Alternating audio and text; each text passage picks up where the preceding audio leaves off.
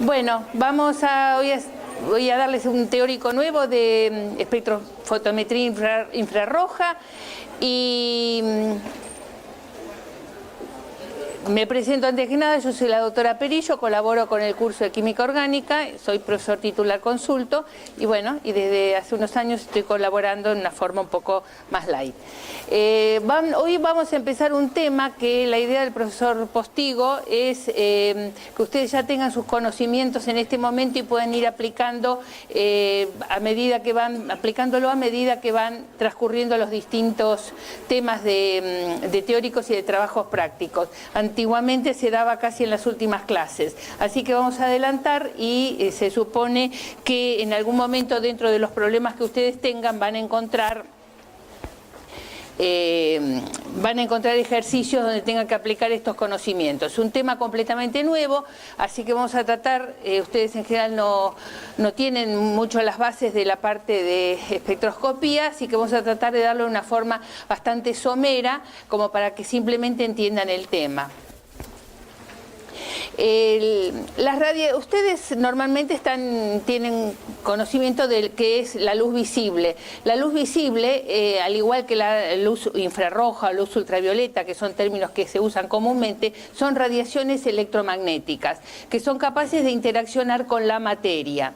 Dentro del conjunto de todas las radiaciones electromagnéticas constituye lo que se llama el espectro electromagnético, que lo tienen indicado acá. Fíjense que dentro de ese espectro electromagnético hablamos de la luz visible, la luz ultravioleta, la luz infrarroja, y tanto las tres, tanto la parte visible del espectro como la ultravioleta como el infrarrojo, vamos a ver que al interaccionar con la materia nos va a permitir determinar una serie de propiedades de los compuestos orgánicos que nos van a ayudar a dilucidar la estructura.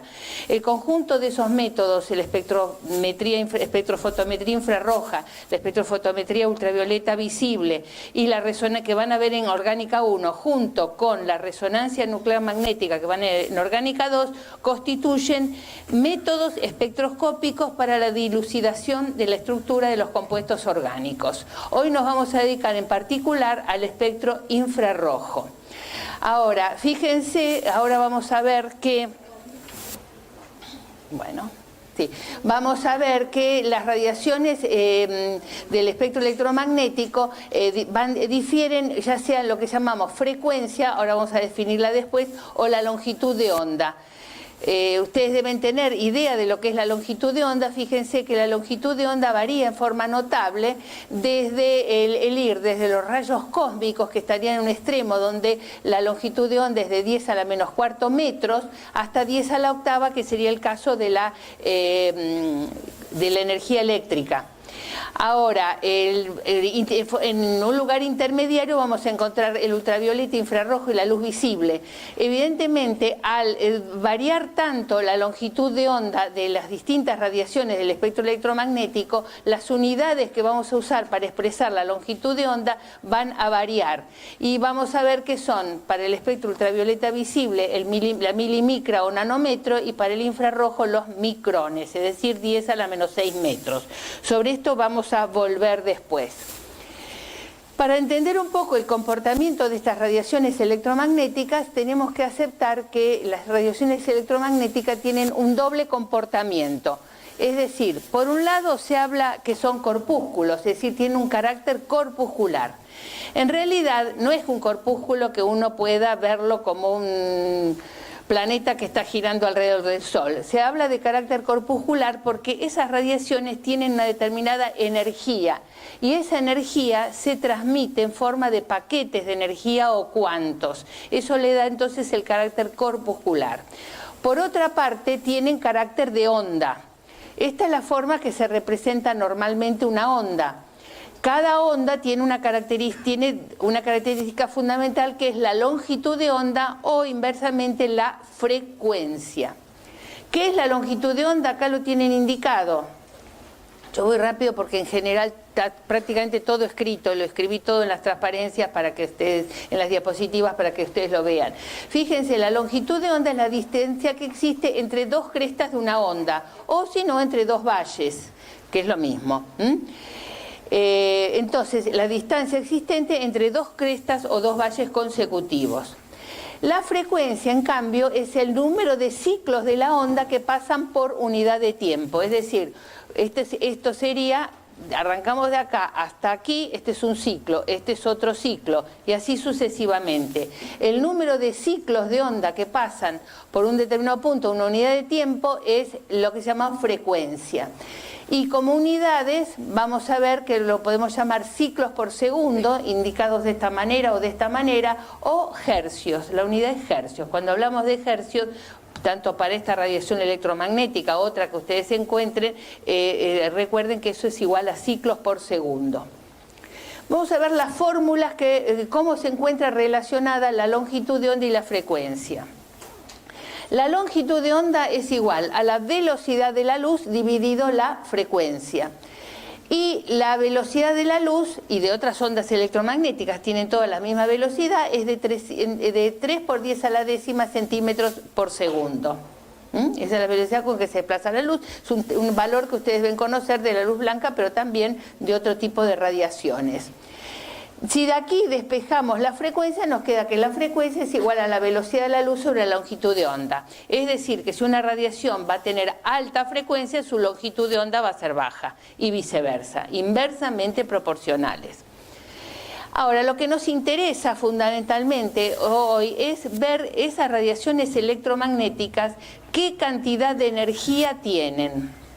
La energía de la radiación electromagnética está dada por la constante de Planck por la frecuencia, o lo que es lo mismo, la constante de Planck por la velocidad de la luz dividido la longitud de onda. Nosotros para algunas radiaciones, por ejemplo la ultravioleta y visible, nos vamos a guiar fundamentalmente por la longitud de onda. Cuando yo hable de la longitud de onda voy a referirme a valores indicando la longitud de onda en el valor de nanómetros o milimicrones. En el caso del infrarrojo nos vamos a manejar más con la frecuencia. Eso lo van a ver en los distintos ejemplos que vamos a ver. Lo importante en este caso es que relacionen esta fórmula y que se fijen que la energía de la radiación es inversamente proporcional a la longitud de onda. Es decir, que radiaciones que tienen baja longitud de onda van a ser que los cuantos tienen una gran cantidad de energía, son altamente energéticas. Los espectros, vamos a ver también, que resultan de que interaccionan estas radiaciones con la materia. Entonces, y a su vez le transmitirán energía. Y esa cantidad de energía va a ser proporcional a la energía de la radiación. Se va a transmitir en cuantos, pero va a ser proporcional a la energía de la radiación. Es decir, que si la radiación es una radiación que tiene muy baja longitud de onda, como vamos a ver que es el visible, tienen mucha energía. Entonces son capaces de producir en la molécula alteraciones que requieren mucha energía. Mientras que la radiación infrarroja, que vamos a ver que es una radiación que es menos energética, tiene menos cantidad de energía porque es de mayor longitud de onda, la longitud de onda lo pueden ver en los gráficos anteriores, la relación entre las dos, son capaces de producir ciertas variaciones en la energía, pero que son, digamos, de menor monto. Es decir, que en unos casos la gran cantidad de energía permite hacer un determinado proceso, mientras que en otros permite determinar un proceso que requiere menos energía. Ahora lo vamos a ver, tal vez lo vamos a aclarar un poquito más en lo siguiente. Bueno, esto es, hay muchas de las cosas que estuvimos viendo, que yo les mencioné, que están en este gráfico, ¿no es cierto?, en este cuadro. Por empezar, cuando uno habla de espectroscopía, la espectroscopía la podemos dividir en dos grandes grupos: la espectroscopía de emisión y la espectroscopía de absorción. La de emisión es aquella que analiza una radiación de, por ejemplo, de la luz de sodio, que no es lo que a nosotros nos interesa en este caso. En la espectroscopía de absorción, nosotros vamos a hacer interaccionar la radiación electromagnética con la materia y va a producir, como les dije, la radiación le va a transmitir energía a la materia. Dentro de la espectroscopía de absorción vamos a ver en este curso la ultravioleta, casi al final del cuatrimestre, y la infrarroja, que la vemos hoy. Fíjense lo que yo les decía, la espectroscopía ultravioleta tiene una longitud de onda que va de 200 a 800 nanómetros, acá incluyendo en el visible. 200 a 400 es la ultravioleta, 400 a 800 el visible. Que es un valor relativamente bajo, mientras que la infrarroja ya acá tenemos que expresarlo en micrones, los valores son más grandes, ¿no es cierto? Por lo tanto, las longitudes los valores de longitud de onda son más grandes en este caso. Por lo tanto, la energía va a ser menor. Y la espectroscopía de resonancia nuclear magnética, que la van a ver en Orgánica 2. Lo importante es que relacionen siempre, vamos a ver qué es lo que ocurre cuando interacciona, les vuelvo a repetir, la radiación electromagnética con la molécula. ¿Por qué? Porque la molécula se puede encontrar en distintos niveles energéticos. Habrá un nivel electrónico, es decir, que hay electrones en la molécula que pueden interaccionar y producirse un salto de un electrón de un lugar a otro, o puede haber simplemente energía de niveles de tipo vibracional. ¿Por qué? Porque la molécula está vibrando con una cierta frecuencia en condiciones normales. Entonces, esos niveles energéticos vibracionales, los cambios energéticos requieren menor energía, por lo tanto la longitud de onda infrarroja, que tiene la radiación infrarroja, es apropiada para eso. Entonces, radiaciones que tienen baja longitud de onda tienen gran energía. Radiaciones que tienen un poco más alta la longitud de onda van a tener menos energía. Los cambios que se producen afectan niveles que requieren menos energía. Fíjense, acá de nuevo esto reitera un poquito lo que vimos anteriormente. Acá fíjense la onda, fíjense la frecuencia, fíjense que esta parte del espectro electromagnético es un gráfico del espectro electromagnético un poquito más acotado que los anteriores. Acá tienen la longitud de onda expresada en metros. Y acá ven la frecuencia, fíjense que la que tiene longitudes de onda más grandes, que acá estaríamos al nivel de las de electricidad, son las que tienen menor frecuencia. Fíjense la frecuencia como está indicada por la forma de las ondas. Evidentemente esta zona es una zona de alta frecuencia, o lo que es lo mismo una zona de bajas longitudes de onda. ¿Qué parte del espectro nos interesa? Repetimos nuevamente, el ultravioleta y visible, que esta parte, al lado pegado está el infrarrojo, y dentro del infrarrojo tenemos el infrarrojo cercano, medio y lejano o térmico, y luego tenemos ondas de microondas, ondas de radio, y terminamos con las ondas eléctricas. Acá estamos repitiendo las fórmulas que vimos anteriormente. Y acá tenemos el infrarrojo cercano, digamos las divisiones en el infrarrojo, qué longitudes de onda corresponden. Fíjense que en el cercano corresponden a estas longitudes de onda, y acá hay un agregado. En el espectro infrarrojo, si yo me tuviera que estar manejando con valores de longitud de onda, tendría valores que serían muy difíciles de manejar. Entonces, nos manejamos fundamentalmente con la frecuencia, que nos da valores más fáciles de manejar y comparar. Pero más que la frecuencia que resultaba de la velocidad de la luz sobre la longitud de onda, vamos a usar esto que tiene el símbolo de la frecuencia, pero con una raya arriba, que se llama número de onda. Eso no está anotado, ese es el número de onda, que es la inversa de la longitud de onda expresada en centímetros. El número de onda es igual a 1 sobre la longitud de onda expresada en centímetros. Y entonces vemos que en el infrarrojo medio, que abarca de los 2,5 a los 25 micrones, el número de onda, expresado en centímetros a la -1, porque es el cociente entre 1 y la longitud de onda expresada en centímetros, va de 4.000 a 400 centímetros a la -1. Vamos a ver los espectros que nosotros nos vamos a manejar, siempre lo tenemos en ese rango. siempre va a haber un espectro donde yo grafique la absorción o la transmitancia en función del número de onda. Nos vamos a manejar con números de onda, que son números que ustedes tienen que aprender a manejar y comparar entre sí. En lo que se refiere al infrarrojo cercano, tiene otras aplicaciones. El lejano es fundamentalmente el infrarrojo térmico, no vienen al caso. Nosotros nos vamos a manejar con el infrarrojo medio, números de onda entre 400 y 4000. Bueno, para entender qué es lo que pasa en una molécula y cómo interacciona con la radiación electromagnética, el caso más simple es el caso de que yo tuviera dos átomos. Bueno, esto ya no anda bien.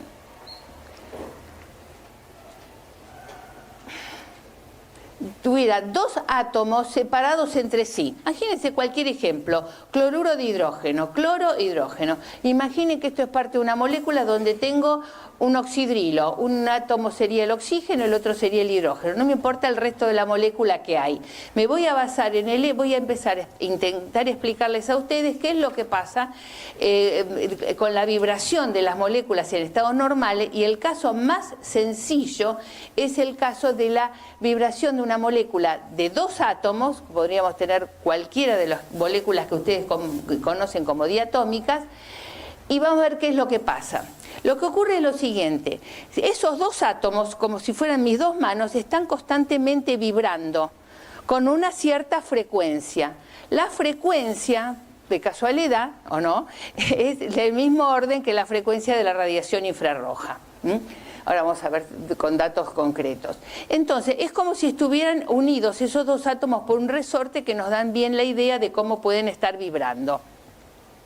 Fíjense que en la vibración tenemos un momento en el cual está comprimido, los átomos están más cerca, y un momento en el que están más lejos, y algo que es de medio de tipo promedio. Hay una ley que es la que rige, determina la frecuencia de vibración de ese resorte, una ley física que se homologa al caso de la vibración de los átomos entre sí, que se llama ley de Hooke. Esa ley de Hooke dice que la frecuencia de vibración, esto es física, lo que pasa es que se aplica también para la vibración de las moléculas orgánicas, o por lo menos de los dos átomos de una molécula que están acercándose y alejándose por la vibración normal de la molécula. Esta ley dice que la frecuencia es igual 1 sobre 2pi, y hay una raíz cuadrada de k sobre m, es decir, es directamente proporcional a un valor de k y es inversamente proporcional a un valor de m que está indicado como m mayúscula. Ese valor de k está relacionado con la energía o fuerza del enlace. Cuando ustedes hablan, o se los habrán hablado en las primeras clases, un enlace fuerte es un enlace que tiene mucha energía, mejor dicho, que hay que dar mucha energía para que se rompa. Ese es un enlace fuerte. Mientras que un enlace débil es un enlace que hay que dar poca energía para que se rompa. Acuérdense que la energía de enlace es la energía que se libera cuando se forma el enlace, y es la misma que hay que dar para que se rompa el enlace. Un enlace triple va a ser más fuerte que uno doble, y uno doble va a ser más fuerte que uno simple. Ahí lo ven intuitivamente mucho más claro. Bueno, el valor de K está relacionado justamente con eso. Todos los datos, las cosas que puedan modificar la energía de un enlace van a poder modificar la frecuencia. Así que la frecuencia va a depender de la energía del enlace que está vibrando. En ese estiramiento, porque no les dije hasta ahora, pero ese movimiento de vibración de dos átomos unidos es un estiramiento. Entonces la frecuencia de la vibración va a ser una vibración de estiramiento también, la vamos a llamar. Y es inversamente proporcional el valor de m. Ese valor de m se llama masa reducida, y es igual a el producto de las masas de los átomos directamente unidos, m1 por m2, dividido la suma de esas masas.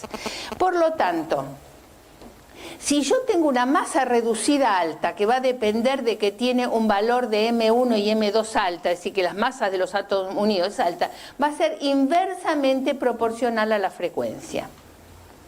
La diferencia entre estas dos fórmulas es que en un caso hablamos de frecuencia y en otro caso simplemente de número de onda. Nosotros vamos a manejarnos siempre con el número de onda, pero esta fórmula yo les aconsejo que la recuerden, porque todas las deducciones de cómo se modifica la frecuencia de las vibraciones en las distintas condiciones o distintos tipos de moléculas o de grupos funcionales van a tener que razonarlos en función de esto. Entonces, el número de onda de la frecuencia que va a ser capaz de interaccionar con la molécula va a depender de, cumple la ley de Hooke, que es una ley de física de la energía de los resortes, y es proporcional a la energía de enlace dado por el valor K, constante de fuerza de enlace, e inversamente proporcional a la masa reducida, o lo traducimos más simple, inversamente proporcional a las masas de los átomos que están unidos. ¿Está bien hasta acá? Mañana hay una clase de consulta a las 6 de la tarde, si les quedó alguna duda, seguimos con esto. Entonces,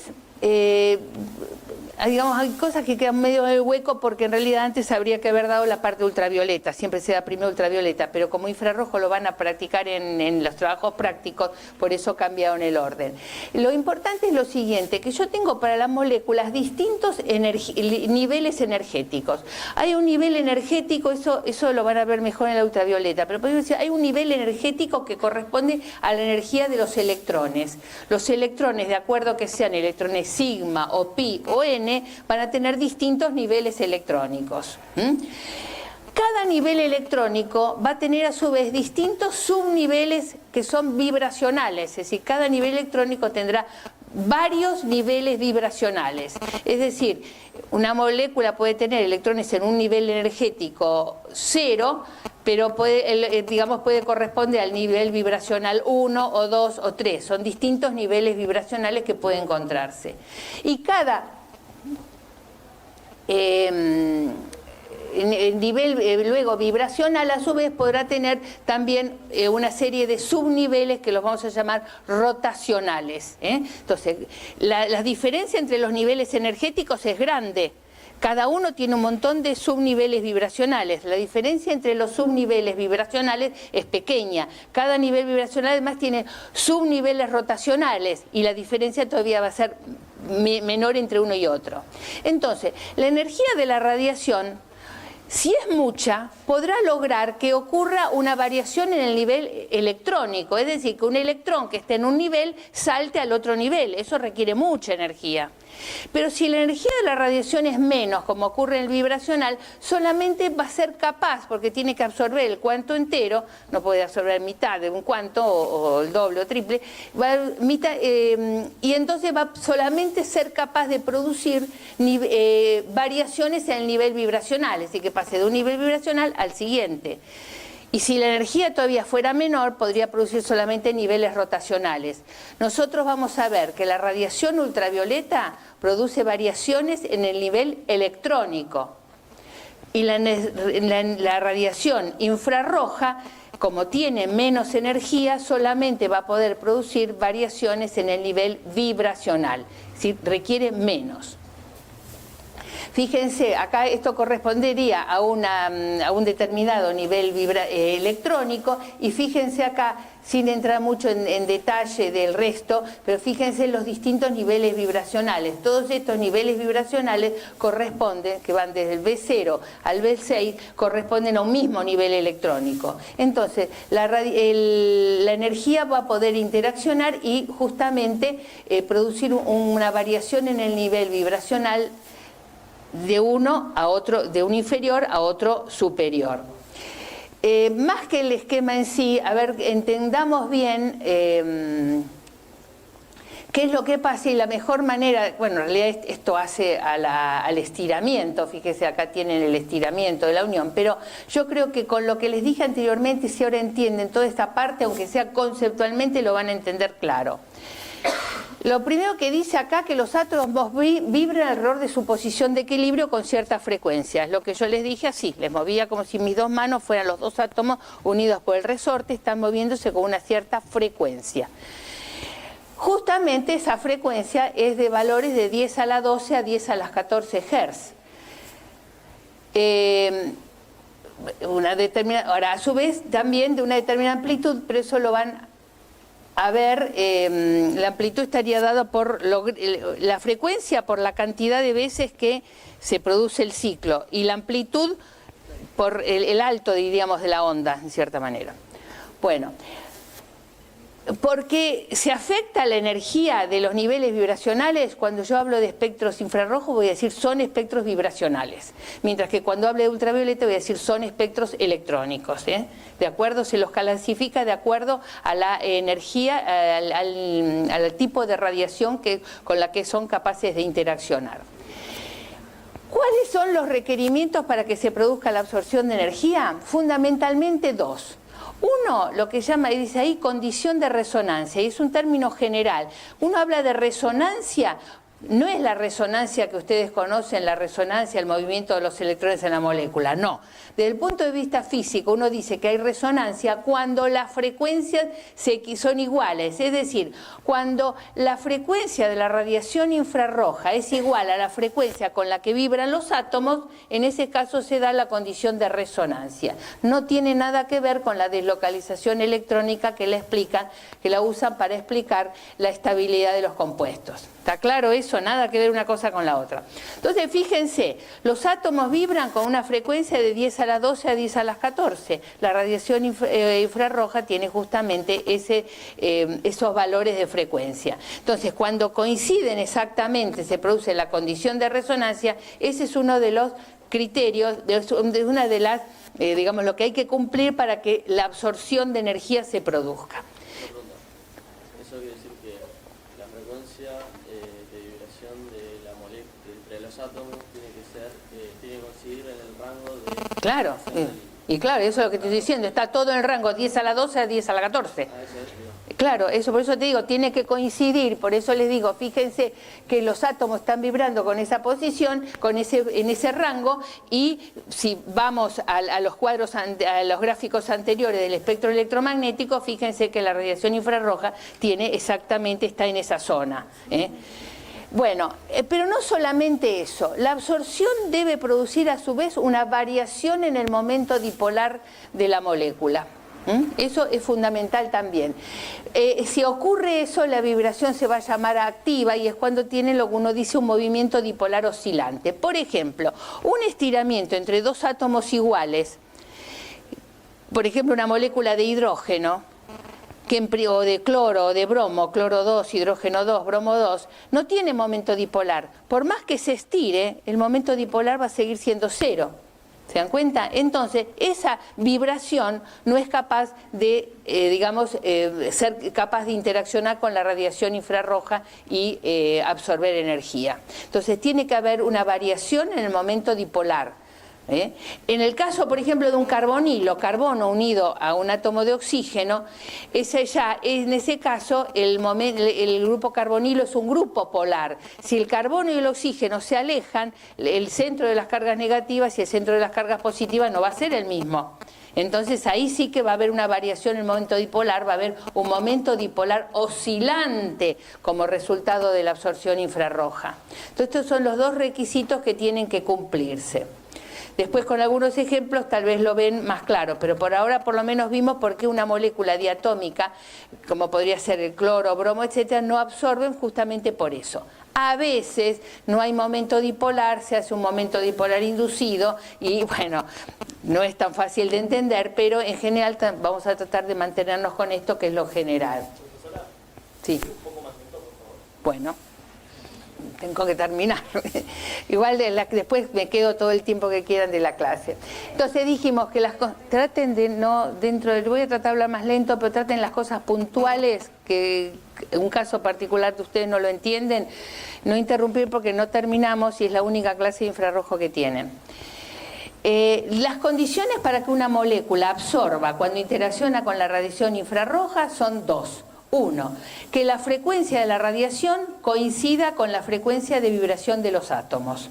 Segundo, que al absorberse la energía, esa energía se produzca una variación en el momento dipolar, es decir, que como consecuencia de la vibración, los dos niveles, los dos extremos de la vibración produzcan una variación en el momento dipolar. Si no ocurre eso, no se va a producir la absorción de energía, salvo algún caso particular que excede de la regla. Por eso les dice, lo que yo les expliqué, moléculas con momento dipolar cero no absorben, que es el caso de una molécula diatómica con dos átomos iguales, cloro 2, bromo 2, teóricamente. ¿Qué pasa cuando se dan las dos condiciones, las frecuencias coinciden y al vibrar la molécula varía el momento dipolar? En ese momento es capaz de absorber radiación infrarroja. ¿Y en qué se traduce? Se traduce en que aumenta la amplitud de la vibración. Es decir, antes vibraban así, con una cierta frecuencia. Ahora aumenta la amplitud de la vibración, pero la frecuencia se mantiene igual. Entonces aumenta la amplitud de la vibración que estaría dado por la cresta más alta y los valles más altos en el gráfico de onda, ¿no?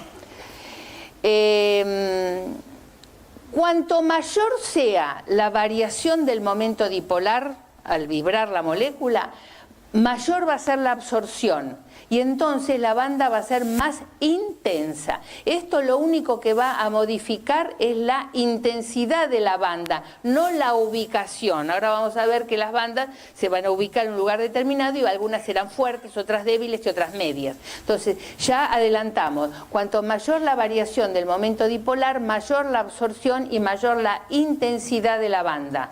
Es decir, que permite que unas bandas sean fuertes, otras débiles y otras de valor medio. Lo van a ver mejor en un ejemplo. Bueno, en el caso de una molécula diatómica, ya vimos que prácticamente es el estiramiento, es la única posibilidad que tenemos. Pero vamos a ver que la molécula, en el caso de una molécula que tenga más átomos, o un grupo funcional que tenga más átomos. Como ejemplo, después vamos a ver la molécula de agua y la molécula de dióxido de carbono, que tienen 3 átomos. Pero puede eso ser parte de una parte de la molécula. Por ejemplo, podría ser un metileno que tiene un carbono unido a 2 hidrógenos. Podría caer en esto, aunque es una parte de la molécula. Pues supongamos que tengamos unas moléculas, en este caso una parte de una molécula donde tenga un átomo, que podría ser por ejemplo el carbono, y unido a 2 hidrógenos. Esto podría ser, que yo casi una molécula de agua, ¿no es cierto?, con los 2 pares de electrones, pero es un carbono con 2 hidrógenos, o un carbono con 2 oxígenos. Vamos a ver cuáles son las formas normales o comunes que puede vibrar esos átomos. Bueno, tenemos el estiramiento, que es el que vimos anteriormente, o también llamado tensión. Estiramiento, tensión son sinónimos en castellano, se usa más estiramiento porque viene la traducción del stretching, que es en inglés el término que normalmente se usa. Una vibración de estiramiento varía, como les dice ahí, varía la longitud del enlace. Se estiran 2 átomos, se acercan, se alejan, se acercan, se alejan. Se indica con la letra ST generalmente, o a veces con la misma de frecuencia. Ahora, ¿qué pasa? Imagínense que esto fuera una parte de una molécula, por ejemplo, un metileno, o como les dije, una molécula de agua. Puede ser que mientras este átomo se aleje, es decir, que esta longitud de enlace aumenta, y el otro ocurre lo mismo, es decir, los 2 átomos se alejan. Esa es una vibración de estiramiento simétrica. Pero puede darse la vibración de estiramiento donde cuando un átomo se acerca, el otro se aleja. Sería este caso. Y en ese caso sería un estiramiento asimétrico. Además del estiramiento, tenemos otro gran grupo de modos de vibración, que son los de deformación o flexión en castellano y bending en inglés. Que vamos a darlas acá, las distintas posibilidades. Hay las correspondientes en inglés y esas no las damos, porque los términos que se usan sirven para que los identifiquemos con facilidad. Esta de deformación o de bending, flexión, lo que tienen donde el átomo se modifica, por ejemplo, sale del plano. Una cosa era si yo tenía la molécula de agua con los 3 átomos en un plano, una cosa era los estiramientos se mantenían en el mismo plano. Eso es un estiramiento, pero si uno de los átomos, por ejemplo de hidrógeno, se aleja del plano, en ese caso es una deformación, varían los ángulos de enlace, no como en el caso de estiramiento que varía la longitud del enlace al vibrar. Y a su vez, estos pueden ocurrir en el plano o fuera del plano. En el plano acá lo tiene muy fácil, imagínense, se acercan, es un movimiento de vibración, de deformación o flexión en el plano y simétrico, los dos se acercan al medio y es como un movimiento de una tijera, por eso lo llama tijereteo. Puede ser que los dos vayan para el mismo lado, es como una sacudida, por eso el término que usan generalmente en castellano es de sacudida. Y puede ocurrir, esos son en el plano, puede ser que del plano donde están los 3 átomos se vayan para atrás o para adelante. Es decir, salgan del plano pero hacia atrás o hacia adelante. Entonces, si van los dos hacia adelante es como un balanceo. Para atrás, para adelante, para atrás, para adelante. Y si uno va para atrás y el otro va para adelante es una torsión. Esto es lo que teóricamente, los modos que pueden ocurrir de vibración, que los tendríamos que pensar para el caso de, en este caso, una molécula, que como sea la molécula, por ejemplo, de agua. Bueno, ahora vamos a empezar justamente con el caso de una molécula de agua. Seguramente una molécula, les dice, no lineal con n átomos. Ese sería el caso de la molécula de agua. Tiene 3 átomos y no es lineal. Ustedes saben que por la hibridación del átomo de oxígeno, que tiene prácticamente hibridación sp3, hay un ángulo, alrededor de 109 grados más o menos, que determina que el agua sea una molécula angular. Y esa molécula angular es la que determina que el agua tenga momento dipolar. Si el agua fuera lineal no tendría momento dipolar. ¿Estamos bien hasta ahí? Bueno, entonces, en el caso del agua, el número de modos de vibración es 3n-6. Si yo tengo 3 átomos para el agua, 3 por 3, 9, menos 6, 3. Estas son las vibraciones activas. Vibraciones normales y vibraciones, todas estas son activas. Yo podría ver otras, pero otros movimientos lo único que hacen es trasladar la molécula. Después, si quieren, ustedes lo piensen, pero hay tipos, ¿por qué están excluidas? ¿Por qué no están todas esas que vimos anteriormente? Porque muchas de ellas, la vibración lo que hace es torcer la molécula, casi un tipo de traslación. Por eso, en el caso del agua encontramos que puede tener un estiramiento simétrico, como lo vimos anteriormente, un estiramiento asimétrico y una flexión simétrica. Todos los otros tipos de flexiones que vimos anteriormente en realidad no resultan en una vibración, sino una variación de la ubicación de la molécula de agua. Imagínense que si los dos van, si los dos movimientos estos fueron movimientos de sacudida, es como si la molécula va rotando, los dos van para el mismo lado. Solamente una sola flexión puede tener, que es una flexión simétrica. Esto, fíjense además las frecuencias distintas que tienen. Las de estiramiento, que son de estiramiento oxígeno-hidrógeno, están en el orden de los, vamos a ver por qué, 3600 y 3700. Están prácticamente en un extremo del infrarrojo. Ahora con los ejemplos lo vamos a ver bien. Vamos a arrancar de 4000, esto 3600 está prácticamente en el extremo. Mientras que este está en un valor mucho más del centro del espectro infrarrojo.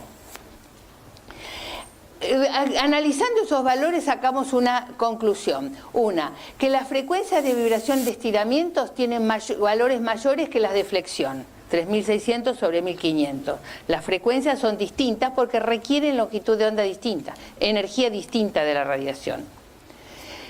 Y luego que las de vibración de estiramiento asimétrico son un poquito mayores que las de estiramiento simétrico. Vamos a ver varios ejemplos donde tengamos estos dos valores y los van a ver que siempre se cumple eso. Eso está relacionado con la energía que requiere la vibración. Por ejemplo, fíjense acá, este sería el caso de una amina primaria, donde tengo el grupo amino, me queda justo nitrógeno unido a 2 hidrógenos. Este es el estiramiento simétrico y este es el estiramiento asimétrico, que son los valores que tienen acá. No tengo aquí los valores exactamente. Las de vibración de estiramiento asimétrico son mayores, son las de 2000, deben ser las de 2961 con respecto a las de 2931.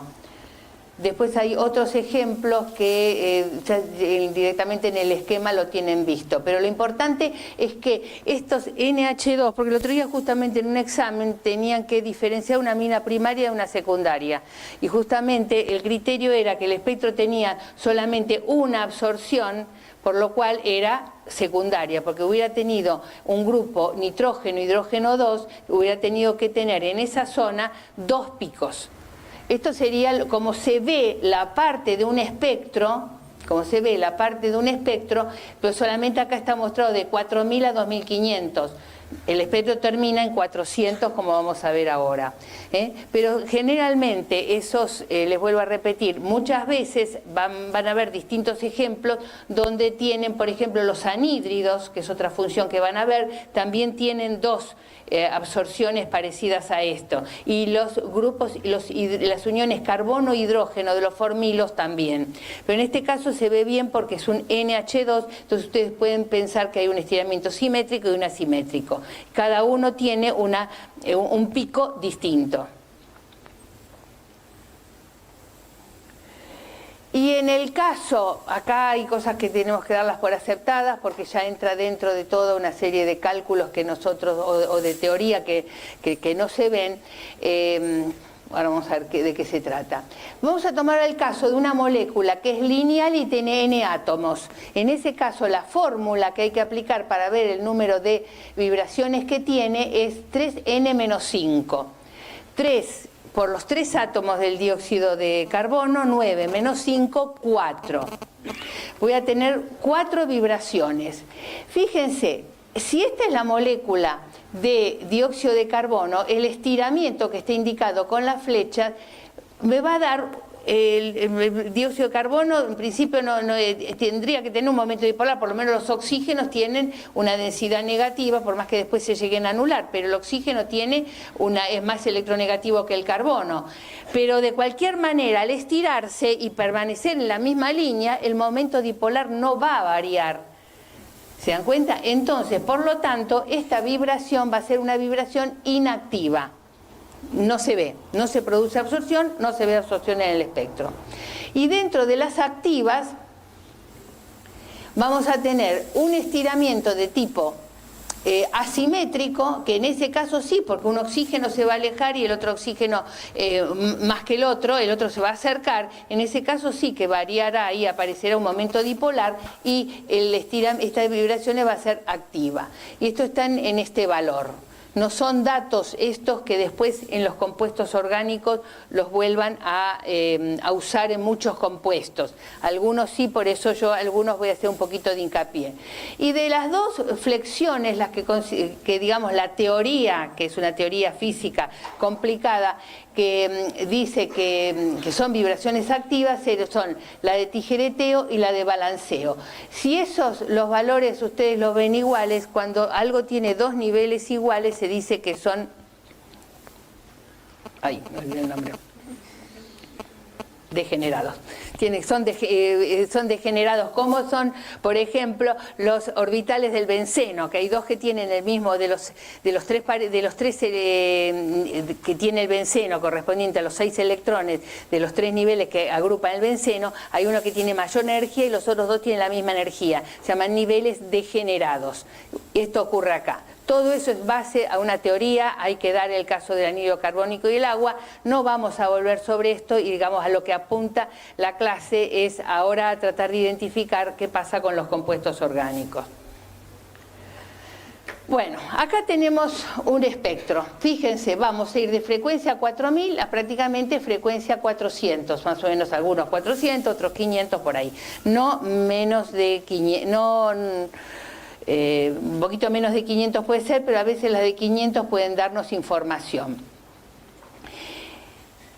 En la zona de frecuencias más altas, además, fíjense, cuando hay absorción, lo que se grafica es la transmitancia, es decir, lo que se transmite. Si hay absorción, la transmitancia va a ser menor y voy a encontrarlo como valles.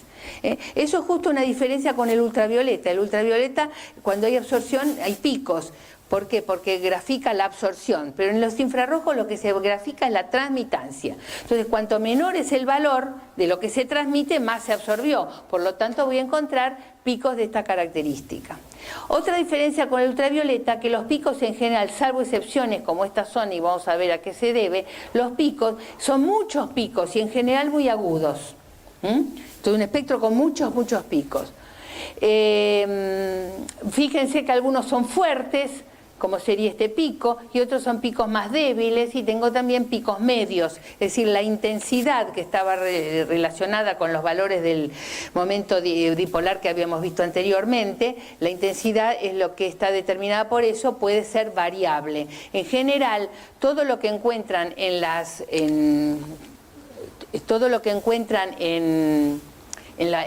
las tablas les va a decir fuerte, media o débil, pero digamos son cosas generales las que aparecen en la tabla. De hecho, ahora voy a hablar con el doctor Postigo porque él mandó una serie de ejercicios que no pueden solucionarlos algunos con lo que dice la tabla, porque son valores medios y de acuerdo a la molécula que sea pueden esos valores variar. Pero en general las intensidades pueden ser estas. Lo que vemos en la primera parte del espectro es todos los estiramientos entre un átomo e hidrógeno. Por ejemplo, nitrógeno, hidrógeno, oxígeno, hidrógeno y carbono, hidrógeno. Yo esto ya les voy a decir de dónde viene el problema. En general, el oxígeno y hidrógeno lo tendríamos que poner antes del nitrógeno y hidrógeno. Márquenlo antes. ¿Por qué? Después vamos a ver por qué hay una explicación donde tiene que ser menor. ¿Por qué a veces está puesto distinto? Porque esta zona varía mucho de acuerdo a que el oxidrilo sea un oxidrilo libre o un oxidrilo unido por unión hidrógeno.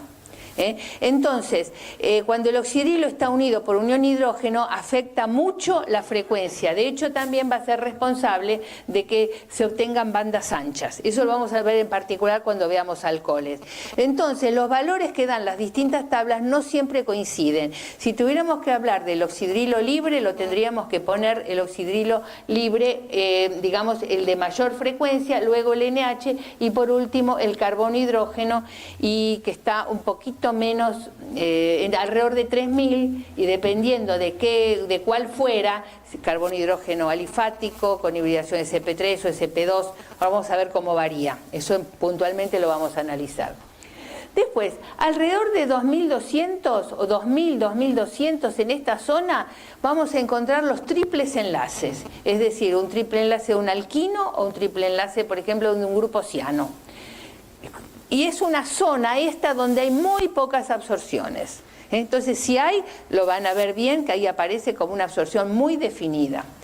Y luego tenemos una parte alrededor de entre 1500 y 1800 que corresponde a enlaces dobles, por ejemplo el carbonilo, el carbono doble enlace nitrógeno o el carbono doble enlace, ya sea alifático como un alqueno o sea aromático.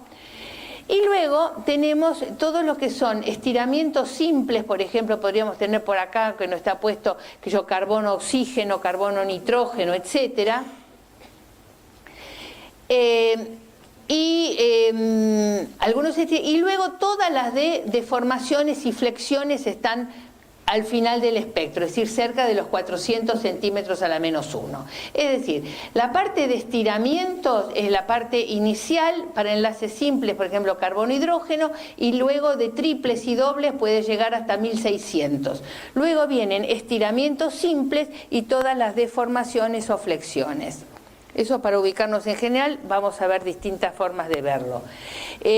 La parte que va desde los 500, 600, alrededor hasta los 1400, se llama la zona de las huellas digitales o fingerprint. ¿Por qué?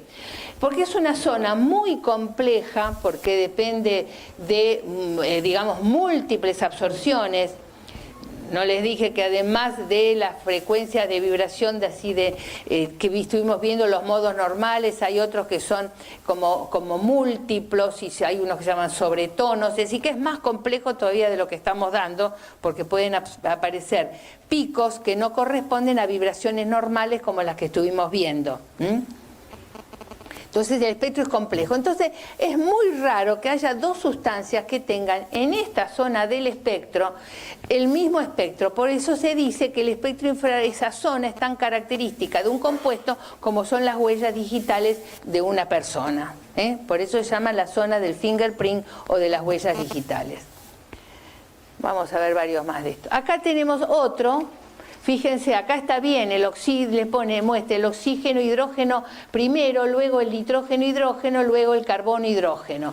Acá tengo todos los estiramientos. Después, fíjense, a esta altura, donde tengo el 2000, 1800, 2000, más o menos acá, tengo los triples enlaces, carbono-nitrógeno triple, carbono-carbono triple de los alquinos, también los alenos, que son los dienos acumulados también. Ya bajando de 1700, 1800 en algunos casos, o alrededor del 1600, tengo todos los dobles enlaces carbono-oxígeno, carbono-carbono y carbono-nitrógeno.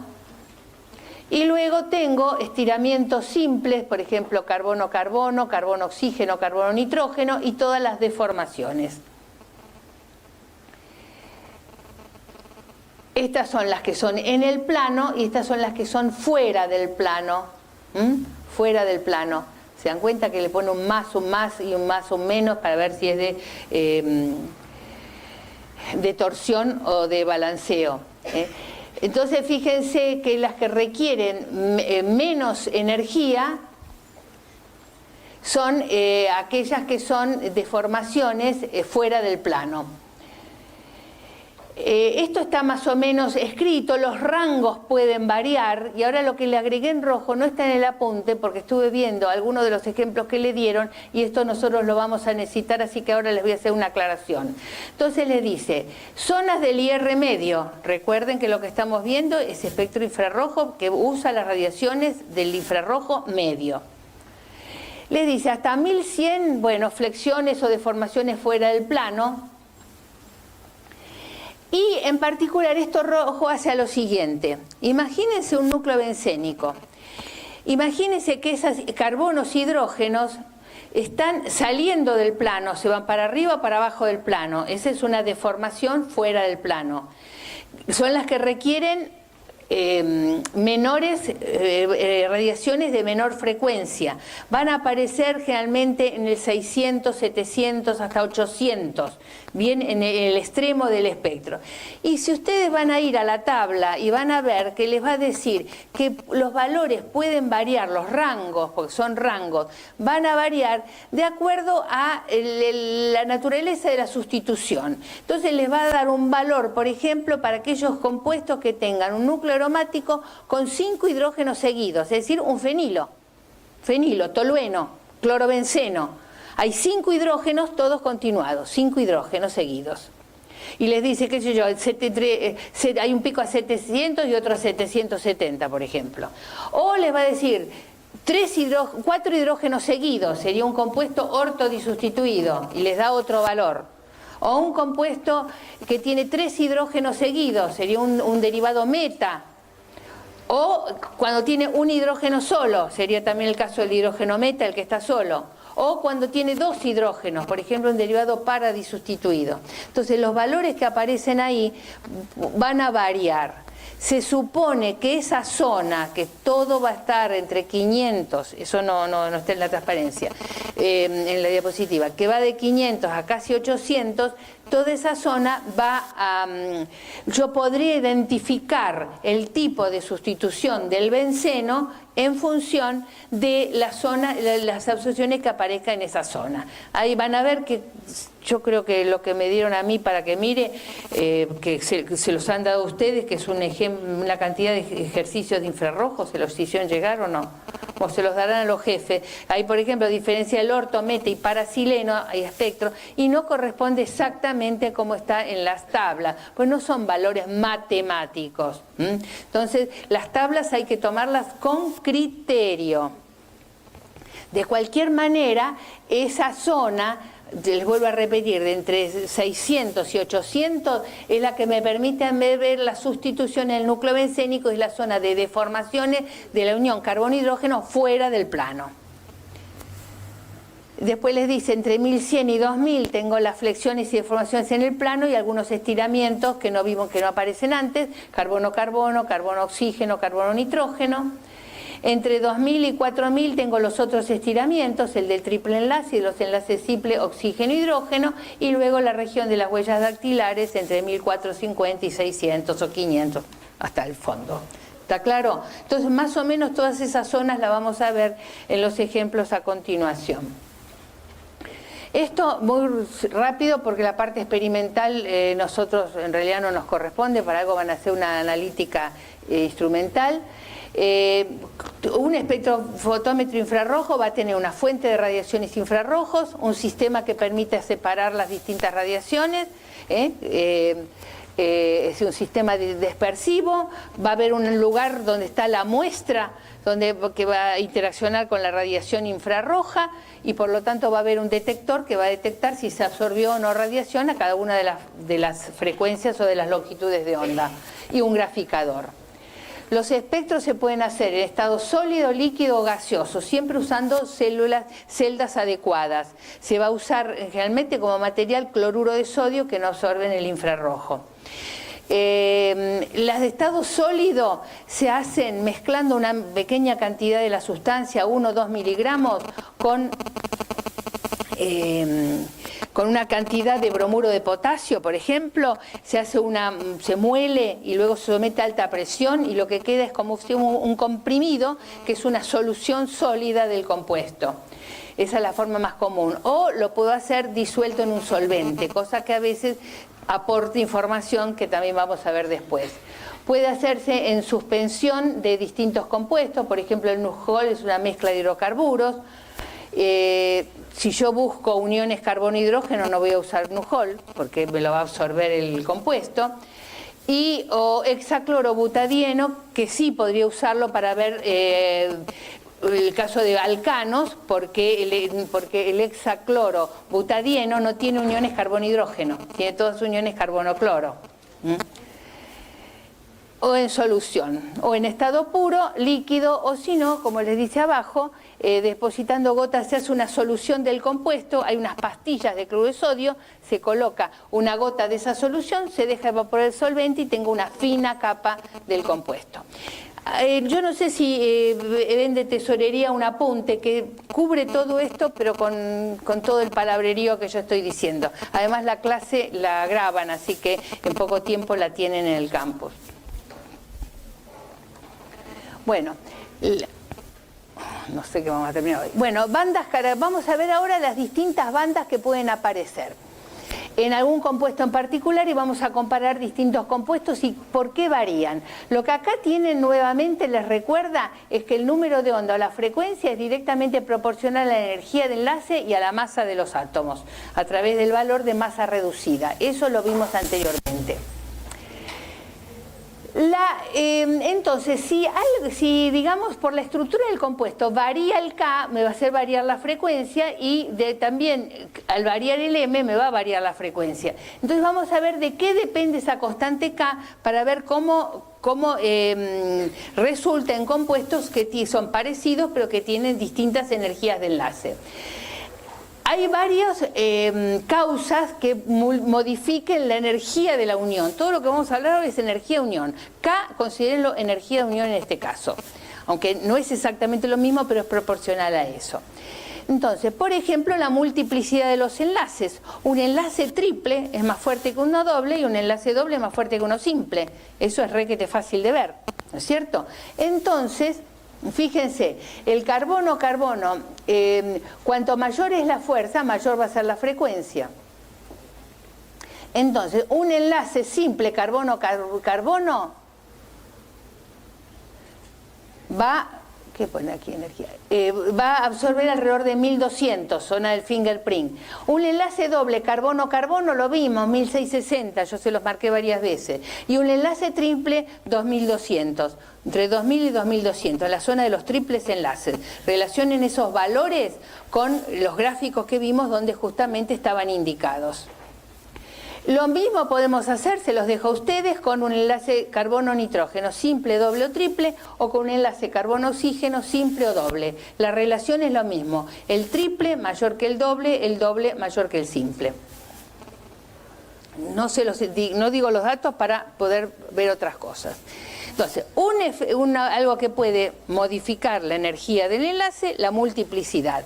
Otro factor que puede modificar la energía del enlace es el tipo de hibridación. Entonces, de tipo de hibridación, ustedes saben que la unión carbono-hidrógeno puede ser sp3s en el caso de los alcanos, sp2s en el caso de los alquenos, sps en el caso de los alquinos. Eso se supone que lo tienen que hacer en este momento. Fíjense, acuérdense del tipo de hibridación, que cuando el enlace es más corto, es más fuerte. Entonces, un enlace SPS es más corto y más fuerte que uno SP2S, y este más corto y más fuerte que uno SP3S. Cuanto más cortos son los enlaces, más fuertes son.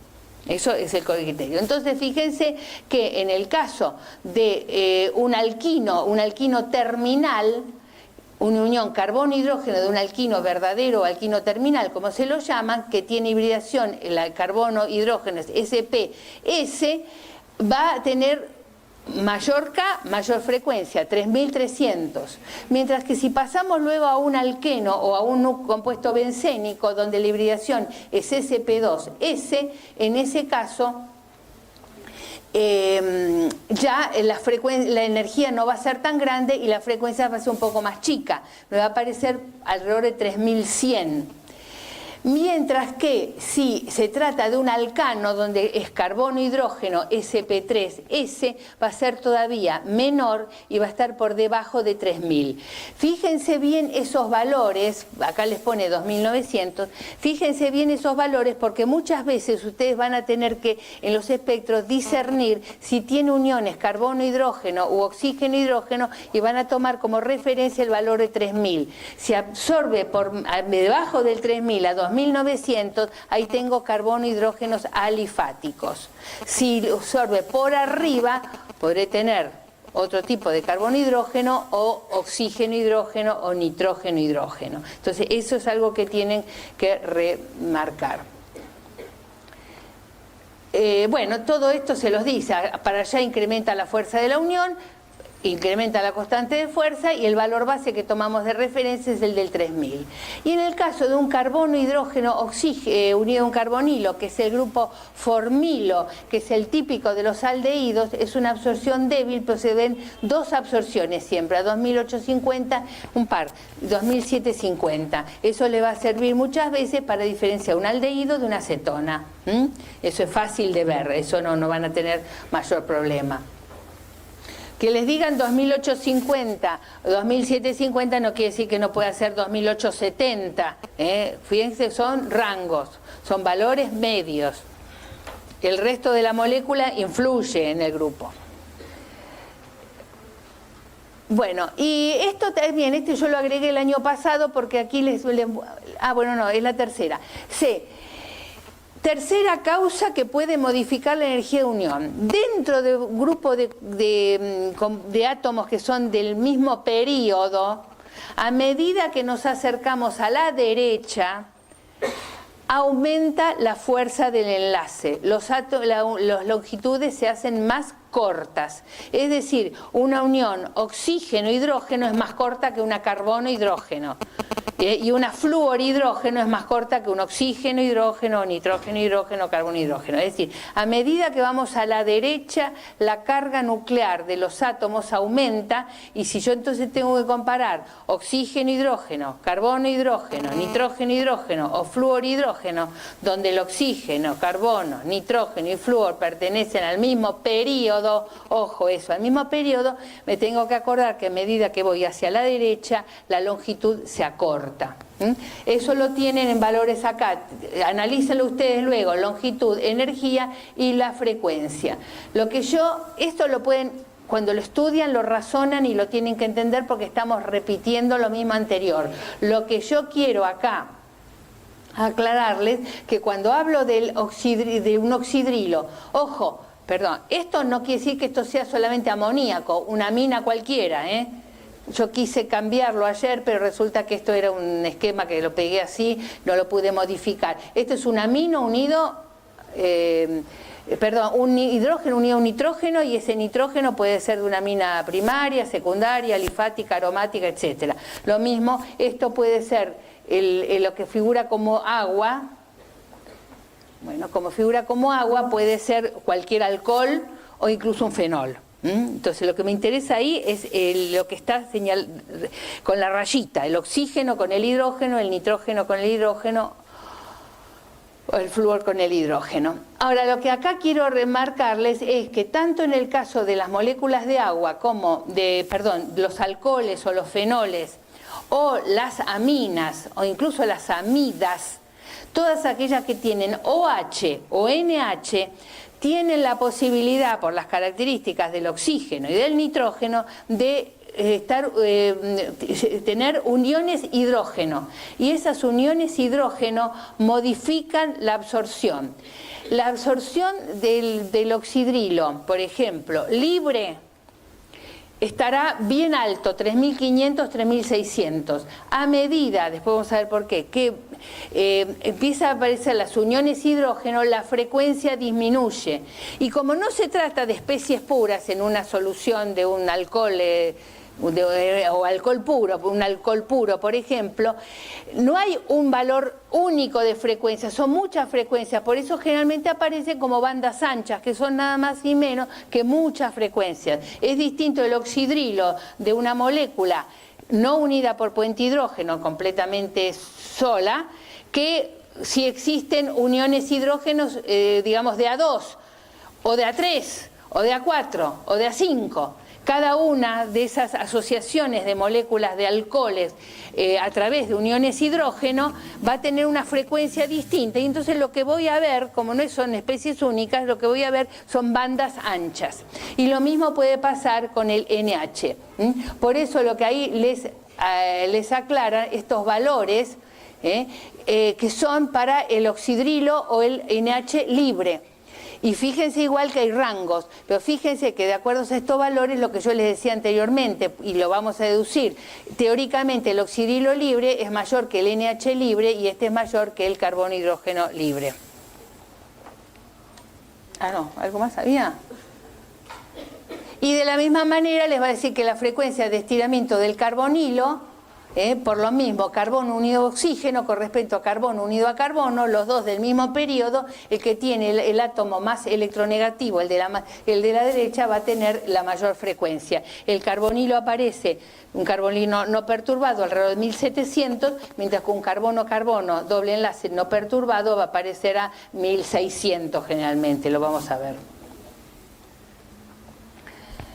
Bueno, hasta ahora vimos cómo al variar la energía de enlace por distintas cosas variaba la frecuencia.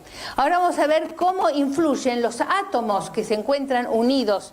Por ejemplo, todo esto es para estiramientos, ojo, esto es para estiramientos. Vamos a ver cómo varía la frecuencia con la naturaleza de los átomos que se encuentran unidos. Estiramientos. Evidentemente, cuanto mayor es la masa de los átomos, mayor es el valor de masa reducida y menor va a ser la frecuencia. Eso surge de la ley de Hooke, la ecuación que vimos, que les dije que la tienen que recordar. Como ejemplos vamos a tomar, por ejemplo, el caso del oxígeno unido con distintos átomos. Por ejemplo, un oxígeno unido a un hidrógeno, un oxígeno unido a un deuterio o un oxígeno unido a un carbono. ¿Quiénes de estos tres tienen mayor masa? Uno es el oxígeno, está en todos. Y el oxígeno con carbono va a tener va a tener mayor masa. Y si tiene mayor masa, ¿cómo va a ser la frecuencia?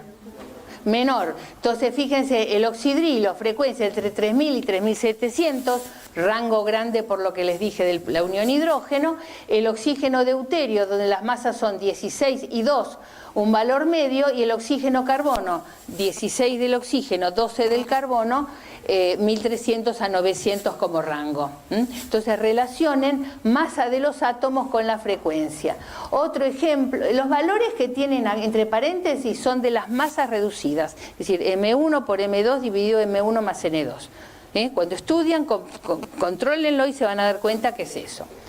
Y lo mismo, carbono, hidrógeno, carbono, nitrógeno y carbono, oxígeno. Siempre uno es el carbono, pero el otro es el hidrógeno, masa 1, el nitrógeno 14, el oxígeno 16, y también ocurre lo mismo. Con ese criterio van a poder ustedes comparar, deducir estos valores. Simplemente van a comparar carbono, cloro, carbono, bromo y carbono, yodo, miran las masas y sacan el orden a ver si les corresponde con este orden. Y el carbono, hidrógeno, carbono, carbono y carbono, oxígeno comparan estos tres entre sí y estos tres entre sí. Y a su vez cualquiera de este grupo con los del otro grupo. Una aclaración acá, en vez de 800, pongan 600-800, que es el valor que encuentran en la tabla y que les va a servir para un ejercicio de los que aparecen en el grupo de ejercicios que nos dieron. Las cosas que son les doy un ejemplo, el resto lo hacen ustedes, si no, no terminamos. Y que esto de la intensidad de las bandas lo vimos anteriormente. Habíamos dicho que las bandas eran intensas cuando la variación, ese momento dipolar oscilante, esa variación del momento dipolar era grande. Y la variación del momento dipolar iba a ser grande cuando el momento dipolar fuera grande. Entonces, si yo comparo un carbonilo con el carbono-carbono, evidentemente el momento dipolar del carbonilo va a ser mayor que el momento dipolar de la unión carbono-carbono, aunque sea un doble enlace asimétrico, ¿no es cierto? Por lo tanto, el momento dipolar oscilante también va a ser más grande, y las bandas, por ejemplo, de carbonilo son muy intensas y normalmente, no siempre, pero normalmente se ven muy bien y son más intensas que las de carbono-carbono doble, que son generalmente medias. Esto hace a la intensidad de la banda, no a la ubicación de la banda, que quede claro. La ubicación depende, la frecuencia, y la frecuencia depende de los factores que vimos. Esto es intensidad. Lo mismo, las OH van a ser siempre más intensas que las CH, y las carbono-nitrógeno, triple enlace del nitrilo, van a ser muy intensas, mientras que de un alquino, un triple enlace carbono-carbono, aparece en la misma zona, pero es más débil. Esto les repite lo mismo que vimos, pasémoslo. Lo que les agregué abajo, si quedan, el oxidrilo libre mayor que el NH libre, mayor que el CH. Eso viene por el hecho de que en los cuadros generalmente le ponen el OH en el medio entre el nitrógeno y el carbono, ¿ven? Entonces yo eso que está en rojo los pongo porque la realidad es así. Si vos tuviéramos un oxidrilo libre, tiene un valor mayor que el NH libre. Y eso lo estuvimos explicando en función de la ubicación del oxígeno y del nitrógeno en la tabla periódica. Ahora, hay otros factores. Hasta ahora vimos cómo varía la frecuencia con la energía de enlace y con los átomos. Ahora, hay otros factores en la molécula, como puede ser la existencia de otros grupos atómicos que tengan efecto inductivo o resonante. Y eso también va a modificar la frecuencia de absorción. No va a ser lo mismo un carbonilo de una cetona alifática que un carbonilo de una cetona aromática, o de un carbonilo de una cetona alfa-beta no conjugada. Ahora vamos a ver esos ejemplos. Primer ejemplo, influencia del efecto inductivo sobre la frecuencia de estiramiento carbono X. Ese carbono X podrá ser lo más común, un carbonilo, pero puede ser también un doble enlace carbono-carbono. El asunto, razónenlo así, porque yo les voy a dar el razonamiento que tienen que usar en este momento y a ver si lo entienden de esa manera. Porque a veces cuando explican reactividad los jefes hacen un tipo de explicación que parece que se contrapone con eso. Esto es así y lo tienen que razonar de la manera que les voy a decir ahora. El carbonilo es normalmente un grupo funcional polar, con el oxígeno negativo y el carbono con una diferencial positiva. El momento dipolar es hacia el oxígeno. Si yo tengo acá, es decir, que tengo más electrones a nivel del oxígeno. Si yo tengo un grupo I que tenga como capacidad aceptar electrones, es decir, atraer electrones, por ejemplo, por efecto inductivo, ¿qué hace? Lo que determina que parte de estos oxígenos, de toda esa densidad electrónica que se da sobre el oxígeno, vuelva hacia el carbono, es decir, me está reforzando la unión carbono-oxígeno. Es como que, digamos, los electrones están hacia el oxígeno, pero si tengo algo en el carbono que tire los electrones van a hacer este camino. ¿Se dan cuenta? Entonces el carbonilo va a estar reforzado. Es lo que ven acá, refuerza el carbonilo. Acá lo tienen bien, aquí está mostrando el efecto del grupo atractor de electrones sobre todo ese nivel de densidad electrónica que estaba sobre el átomo de oxígeno, que está haciendo este enlace más fuerte, mayor naturaleza de enlace doble. Si no tuviera ese grupo, el enlace es medio entre simple y doble en un carbonilo común. Pero si yo tengo un grupo que me atrae muchos electrones, como podría ser, por ejemplo, el carbono cloro 3, el triclorometilo es un grupo que tiene sobre el carbono 3 halógenos, entonces el efecto aceptor de electrones es muy grande, entonces va a reforzarlo. Por eso les dice, refuerza al carbonilo y por lo tanto, al reforzar el carbonilo significa que es más doble, tiene más energía y por lo tanto va a tener, aumentar la frecuencia. Les da otro caso, que es el caso del cloro. Acá después vamos a ver con el cloro otro enfoque, pero de cualquier manera, que también lo daba el doctor Postigo en su momento. Si el cloro, por ejemplo, en un cloruro de ácido, el cloro atrae electrones, entonces refuerza la unión carbono-oxígeno, este enlace es más fuerte, más energía y mayor frecuencia. Van a ver cuando veamos cloruros de ácido que absorben a 1800, mientras que un carbonilo normal absorbe a 1700. Por el contrario, si el grupo actúa dando electrones, es como que está favoreciendo el flujo de electrones hasta el oxígeno. Entonces la unión carbono-oxígeno se hace más débil. Por eso les dice, debilitan al carbonilo y por lo tanto, al ser menor la energía de unión, disminuye también la frecuencia. Y después lo que acá les muestra que el grupo aceptor de electrones puede estar directamente unido al carbono que lleva el doble enlace o puede estar unido a otro carbono. El efecto inductivo se transmite a lo largo de la cadena, va a ser menor pero también se va a ver. Por ejemplo, acá tenemos acetaldehído como compuesto medio. Valor del carbonilo 1727. Vayan recordando carbonilo 1700, 1800, 1680, siempre alrededor de 1700. 1727. Triclorometilacetaldehído. Este grupo aceptor aumenta la frecuencia. ¿Por qué? Porque aumentó la fuerza de unión por lo que vimos anteriormente. 1825. Cloruro de ácido 1800. Son valores muy raros esos valores tan altos. 1800 es un valor muy alto que es muy fácil de verlo. Este ejemplo lo tienen para un doble enlace carbono-carbono. Lo ven ustedes, es el mismo razonamiento. Lo ven ustedes. Otro factor que puede modificar la posición es la ubicación, porque estos valores me están modificando la frecuencia, me están modificando la ubicación en el espectro, ¿eh? ¿Está claro eso? No la intensidad, sino la ubicación en el espectro. Es el caso que existan efectos resonantes en la molécula. Entonces vamos a comparar un carbonilo común, acetona por ejemplo, con un carbonilo cetónico, pero que tenga en la posición alfa-beta un doble enlace. Ustedes eso lo ven a fin de cuatrimestre, pero ahora tenemos que verlo ahora. Antes cuando lo veíamos, infrarrojo se veía después de compuestos carbonílicos, pero ahora tenemos que darlo antes. Entonces, yo tengo acá un carbonilo, pero no es un carbonilo como el carbonilo de una acetona. sino que es un carbonilo donde uno de los, digamos, un resto unido al carbonilo es un resto vinilo, ¿no es cierto? Esto es un vinilo, carbono hidrógeno, doble enlace, carbono hidrógeno 2. Pero con respecto al carbonilo, este carbono es el carbono alfa y este es el beta. Por eso digo que es un carbonilo alfa-beta no saturado.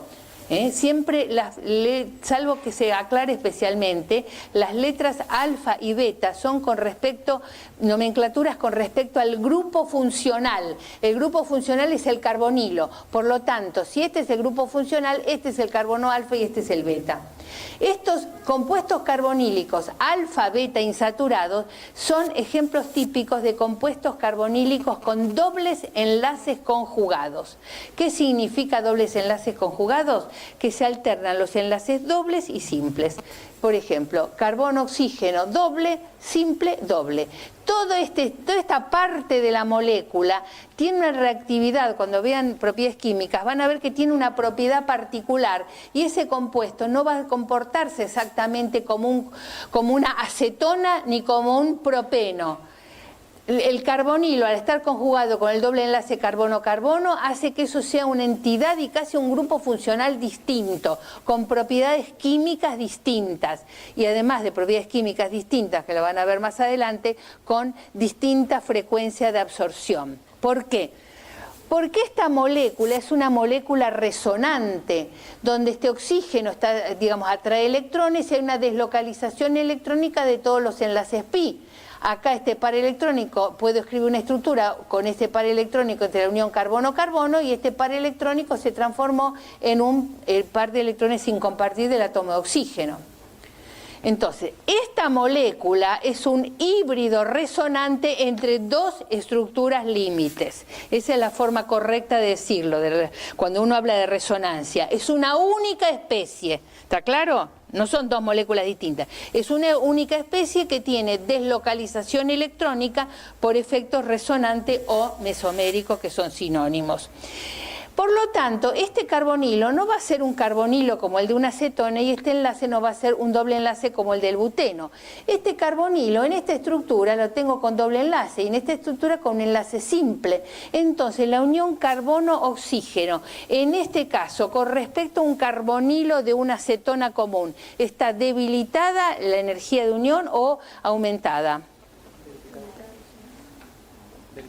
Está debilitada la unión, porque el enlace es más simple. Es como si yo dijera que en esta molécula tiene 1,5 de doble enlace, no es totalmente doble enlace, porque una de las estructuras que está contribuyendo tiene enlace simple. Entonces no es doble ni simple, está en el medio. Entonces el enlace es más débil que un carbonilo de la acetona, que es netamente carbonílico. ¿Está claro? Entonces el enlace ese está debilitado, la unión es más simple. Y lo mismo le va a pasar al enlace carbono-hidrógeno, carbono-carbono. También ese enlace es más simple. Entonces, al tener menor energía, ¿qué pasa con la frecuencia de la radiación?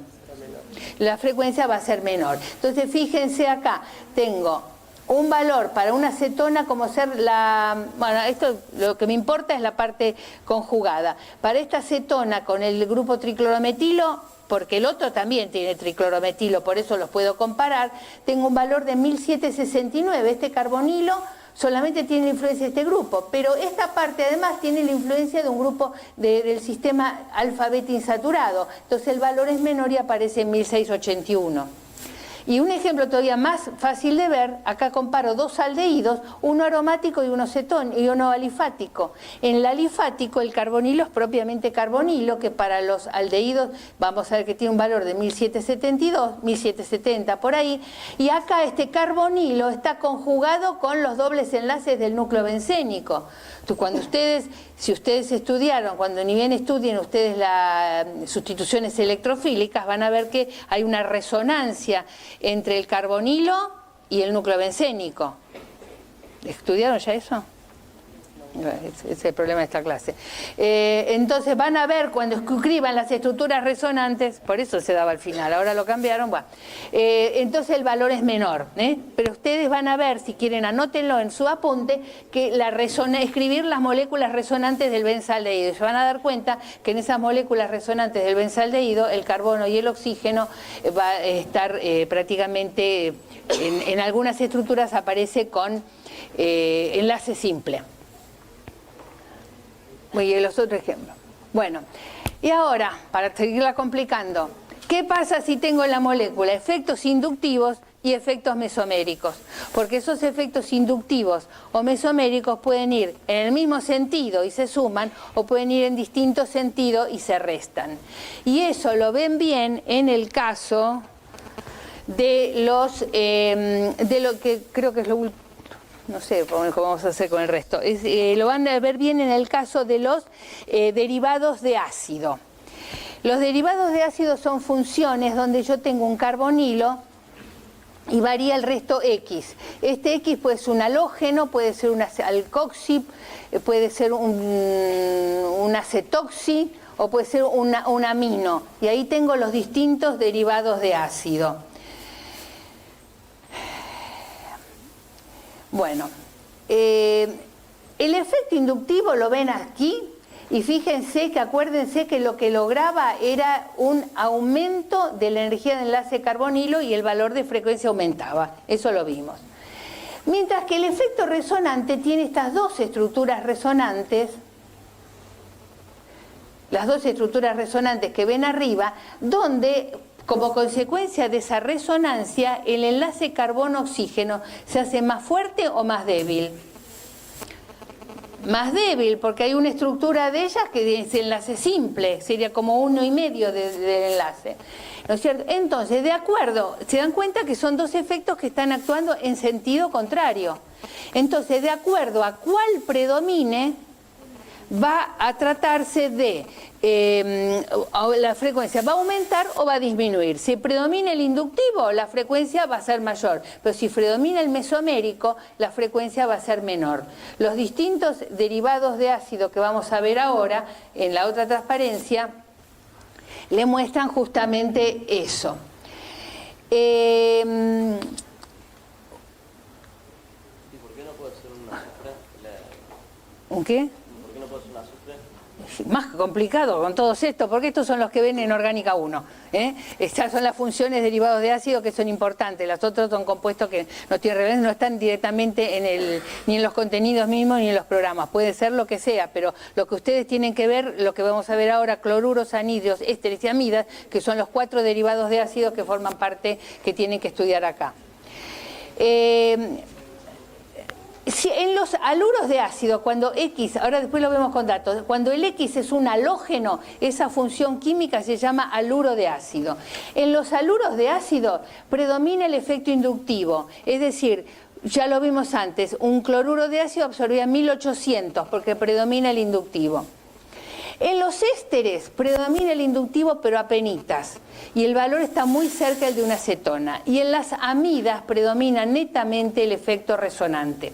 Hay cosas que se pueden, en química, que las van a poder deducir partiendo de unos datos y ustedes deducen. Otras cosas las tienen que aceptar. Entonces tienen que aceptar que en los haluros de ácido el efecto inductivo es mayor que el mesomérico, que en los ésteres es un poquito mayor y que en las amidas es notablemente menor.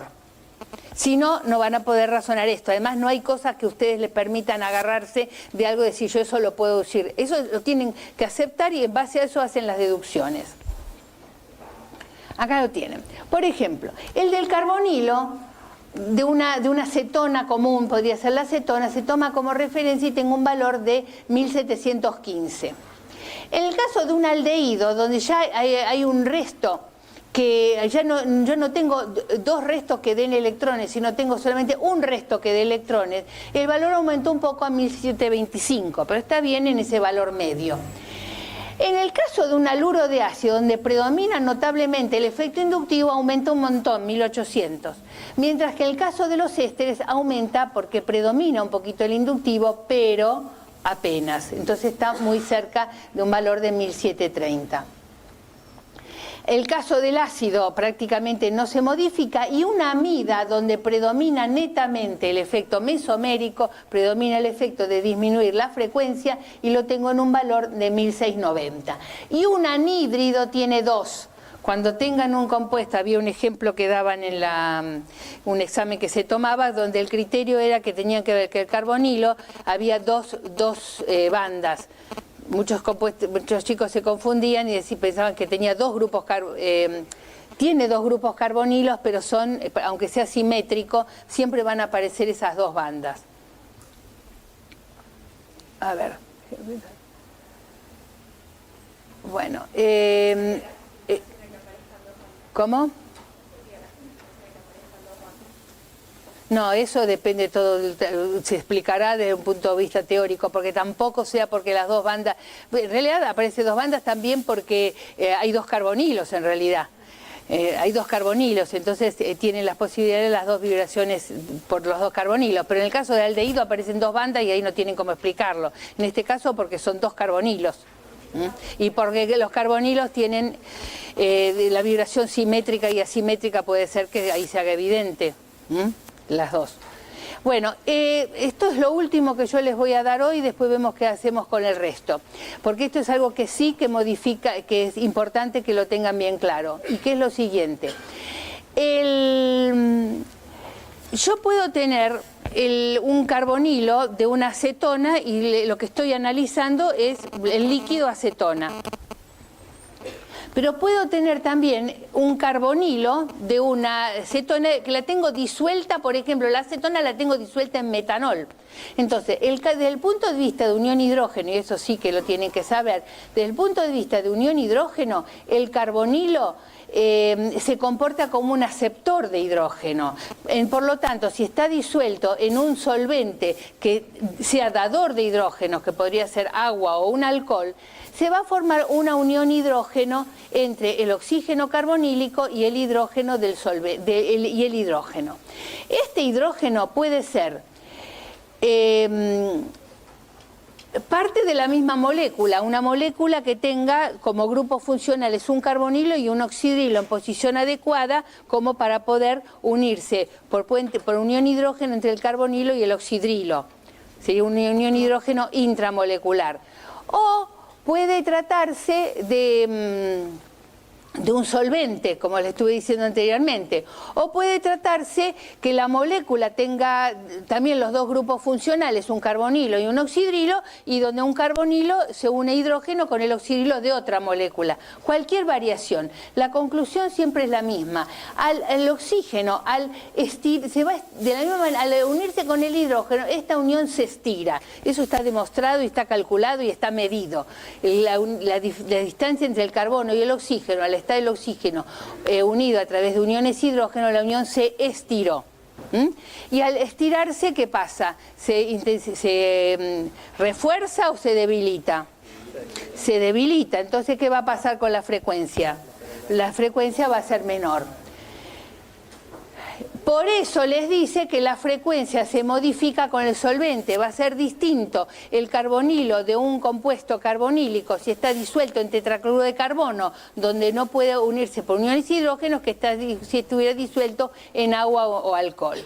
De la misma manera, y eso para la hora, después voy a hablar con el doctor a ver qué vamos a hacer con el resto, porque la clase de ustedes termina ahora, ¿no? De la misma manera, si un oxidrilo lo tengo unido, el hidrógeno del oxidrilo, bueno, estos son ejemplos. Cuando la molécula de alcohol, por ejemplo, está unida con otras moléculas de alcohol, también la unión oxígeno-hidrógeno también se estira. Y si se estira, se va a ir debilitando. No sé cuántas falta, no sé cuántas hojas son totales y cuánto falta.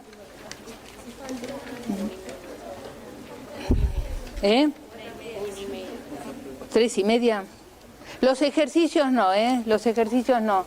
Los espectros no. De texto antes que empiece con los espectros. 11 diapositivas, pero no sé cuáles son de ejercicios. Vamos por esta.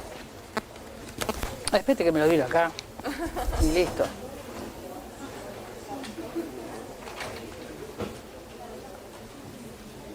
No, yo creo que ya van a poder arreglarse perfectamente con lo que les dice, van a poder arreglar. Si llegan a tener algún problema con esta otra parte, con la última parte, en las clases de consulta lo solucionamos.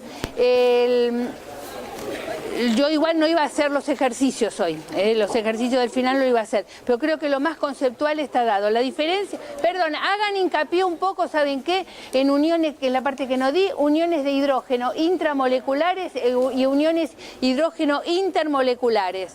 Yo mañana voy a dar clase de consulta. Si alguno quiere venir, yo voy a estar acá a las 6 de la tarde, podemos ver esta parte que falta. 6 de la tarde en la cátedra, no sé dónde la van a dar, pero en la cátedra. No da el tema.